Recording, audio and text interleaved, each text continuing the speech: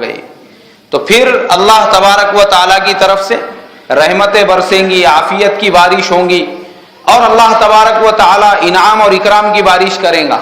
اس لیے کہ آپ نے رمضان میں جس چیز پر آپ ثابت قدم تھے، جس نماز کے اوپر، تو اب آپ نے رمضان کے بعد میں بھی اس نماز کو کیا رکھا ہے؟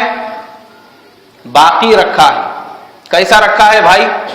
باقی رکھا ہے. ابھی باقی ہے آپ کی نماز، الحمدللہ آپ کی نمازیں ابھی بھی باقی ہے. تو وہ نماز باقی ہونے سے جو مقصد تھا روزے کا، اللہ نے جو قرآن میں کہا کہ ہم یہ چاہتے ہیں کہ تمہارے اندر تقویٰ پیدا ہو، جیسے تقویٰ پچھلی امتوں میں پیدا ہوا تھا، اب یہ تقویٰ تمہارے اندر آ گیا روزوں کی برکت سے کہ الحمدللہ جس چیز پر تم رمضان میں قائم تھے، اب رمضان کے بعد بھی تم اسی کے اوپر قائم ہے.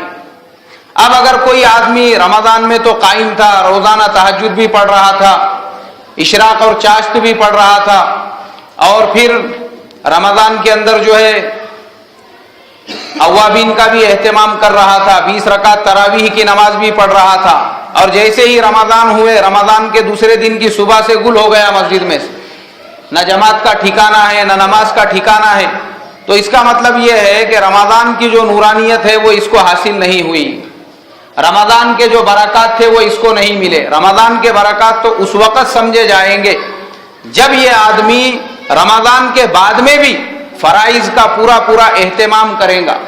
روزوں میں جیسے اللہ سے ڈرتا تھا، رمضان کے بعد بھی اللہ سے ڈرے گا.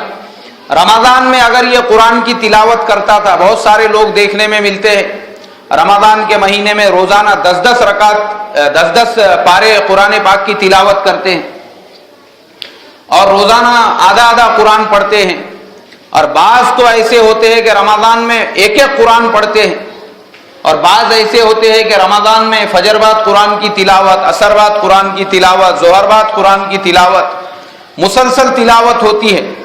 لیکن جیسے ہی رمضان ختم ہوتا ہے اس کے بعد وہ پھر قرآن کو لپیٹ کے گھر میں اوپر محراب کے اندر رکھ دیتے ہیں. بس بولتے ہیں اب کام ہو گیا، اب تمہارا اگلے سال کھولیں گے تم کو چاندی کے بعد. تو یہ جو ہے میرے محترم بزرگوں، یہ بد نصیبی کی بات ہے. جو بد نصیب لوگ ہوتے ہیں، اس لیے کہ جن کے گھروں میں قرآن لپیٹ دیا گیا، پھر اللہ نے ان کی قسمت کو بھی لپیٹ کے اوپر رکھ دیا.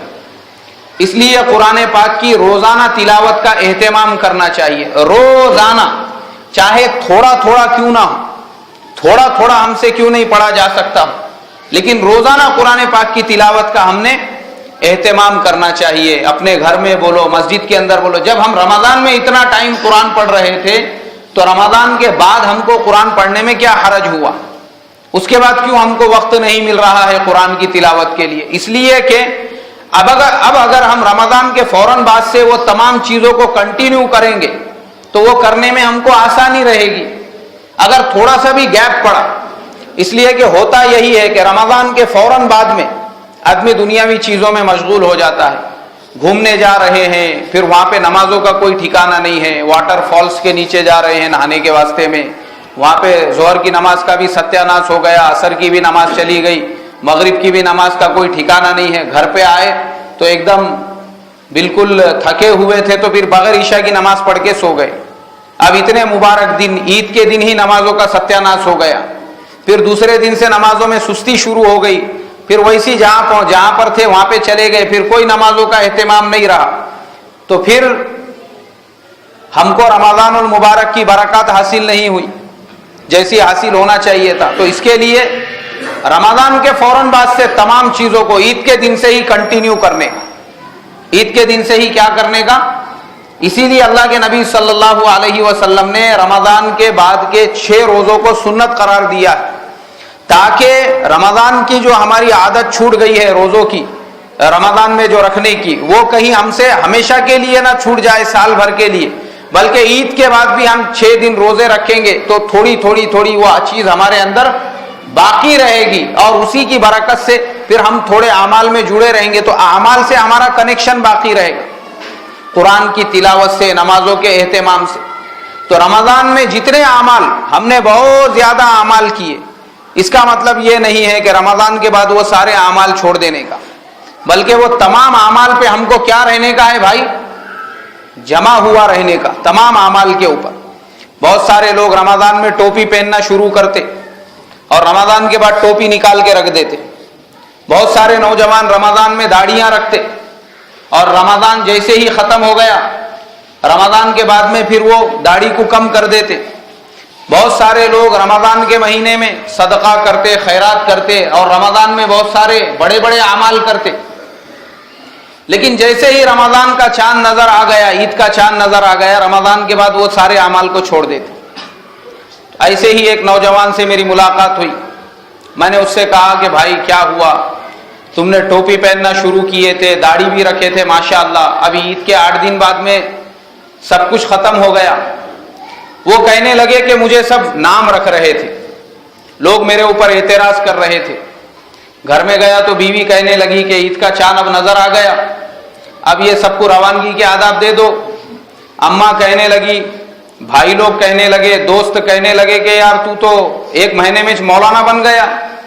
کام پہ گیا تو وہاں پہ ساتھ میں کام کرنے والے وہ کہنے لگے کہ بھائی کیا ہو گیا, 1 مہینے میں تیری حالت بدل گئی. اس لیے بولے میں نے اپنے آپ کو چینج کر دیا. میرے محترم بزرگوں, یاد رکھو کبھی بھی دوسرے کے بولنے کی وجہ سے آدمی نے اپنے آپ کو چینج نہیں کرنا. دنیا کا سب سے نمبر 1 کا بے وقوف وہ انسان ہے جو بجائے اللہ اور اس کے رسول کو دیکھنے کے لوگوں کو دیکھے کہ لوگ میرے بارے میں کیا بول رہے ہیں, لوگ آپ کے بارے میں کیا بولتے ہیں, آپ اس کی فکر مت کرو, بلکہ آپ یہ دیکھو کہ آپ کے اس عمل سے اللہ اور اس کا رسول خوش ہے یا نہیں ہے. آپ نے اللہ اس کے رسول کو خوش کرنے کے لیے اپنی زندگی بدلی ہے. اب دیکھو اللہ اور اس کا رسول آپ کی جو بدلی ہوئی زندگی ہے اس میں کیسے برکتیں پیدا کرتا ہے, اس میں کیسی عافیتیں پیدا کرتا ہے. پھر اسی ٹوپی اور سنت کے ساتھ اللہ اور اس کا رسول آپ کو کیسے کامیابی اور ترقیوں پر پہنچاتا ہے. لوگوں کے اعتراض کی آپ فکر مت کرو. یاد رکھو آپ کتنے بھی اچھے راستے پر چلیں گے تو جو اعتراض کرنے والے ہیں وہ ہمیشہ آپ پر اعتراض کریں گے, کیونکہ ان کی فطرت ہوتی ہے مجبور ہوتے ہو. ہمارے استاد ایک مثال دے کے بتاتے تھے کہ بولے جیسے سور ہوتا ہے, اس کی عادت ہوتی ہے ہر جگہ پہ ہلدی رام کا پیڑا تلاش کرنے کا. جہاں پہ بھی جائیں گا تو دیکھیں گا وہ ہلدی رام کے گلگلے, وہ گلابی جامن یہاں پہ کہاں پر ہے بول کے, جہاں جائیں گا وہ وہاں پہ وہی تلاش کرے گا. نالی میں جائیں گا تو وہی تلاش کرے گا. اب اگر ایک آدھے آدمی نے اس کو امپریس گارڈن میں لے کے چلے گیا کہ بولے بھائی یہاں پہ ہلدی رام کی فیکٹری کا کوئی بھی پروڈکٹ نہیں ملتا, بلکہ یہاں پہ ایک سے ایک پھول ہے, گلاب ہے, یہاں پہ کون سے پھول بولتے اس کو, کیوڑا ہے, چمیلی ہے, اور یہاں پہ جو پھول ہے موگرا ہے, یہ سارے پھول ہے, یہاں پہ ایک سے ایک پھول ہے. اب یہاں پہ تو ذرا پھولوں کو تلاش کر, اور کوئی اگر اس کو لے جا کے وہاں پر چھوڑ دے گا تو وہ پھر وہاں پہ یہ نہیں دیکھیں گا کہ یہاں پہ گلاب کا پھول کدھر ہے, یہاں پہ موگرا کا پھول کدھر ہے, کیوڑا کا پھول کدھر ہے. وہ اس گارڈن میں بھی جہاں دنیا بھر سے لوگ پھول تلاش کرنے آ رہے ہیں وہاں بھی دیکھیں گا کہ یہاں پہ پیڑا کہاں پر ہے بول کے ادھر ادھر تلاش کرتے, کیونکہ مجبور ہے وہ اپنی فطرت سے. اس کو برائی نکالنا ہے, اس کو نقص نکالنا ہے, اس کو عیب نکالنا ہے, مجبور ہے وہ اپنی فطرت سے. آپ چاہے کتنے بھی اپنے آپ کو سنتوں پر ڈھالو, نیک اعمال پہ ڈھالو, نماز پر ڈھالو, تو یہ ایسے لوگ مجبور ہوتے ہیں. وہ آپ کی تعریف نہیں کریں گے, وہ آپ کی پیٹھ نہیں تھپتھپائیں گے کہ ماشاءاللہ بیٹا بہت اچھا کیا تو نے, رمضان کا مہینہ ماشاءاللہ تیری زندگی بدل گئی, اللہ نے تیری لائف کو چینج کر دیا. ایسا نہیں بولیں گے, الٹا آپ پہ اعتراض کریں گے, بولیں گے یار 1 مہینے میں مولانا بن گیا تو 1 مہینے میں تو نے داڑھی رکھ لیا, 1 مہینے میں تو نے ٹوپی پہننا شروع کر دیا.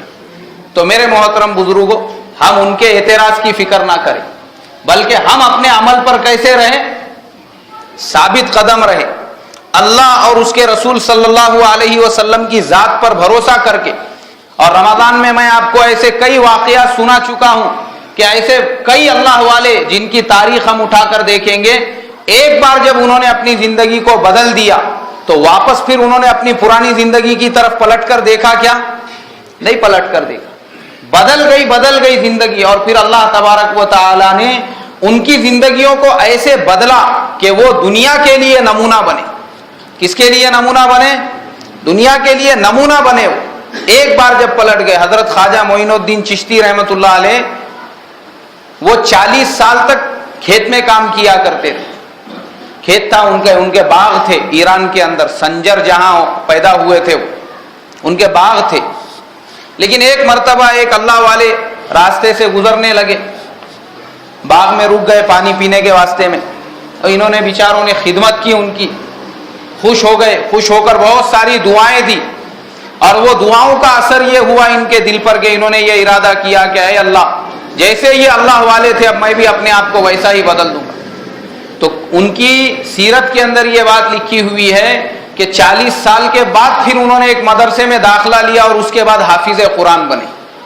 اس کے بعد انہوں نے دین کا علم سیکھا, اس کے بعد پھر بخارا سمرقند گئے, اور اس زمانے میں وہاں جو بڑے بڑے اللہ والے تھے ان کی خانقاہوں میں رہ کر انہوں نے تعلیم اور تربیت حاصل کی, لیکن واپس اپنی پچھلی زندگی کی طرف پلٹ کر نہیں دیکھا. جب ایک راستے پر چلے تو پوری دنیا جانتی ہے اللہ تبارک و تعالیٰ نے ایک وقت ایسا لایا کہ جس گاؤں سے یہ گزر جاتے تھے وہ سارا کا سارا گاؤں مسلمان بن جاتا تھا, خالی ان کے گزرنے کی وجہ سے.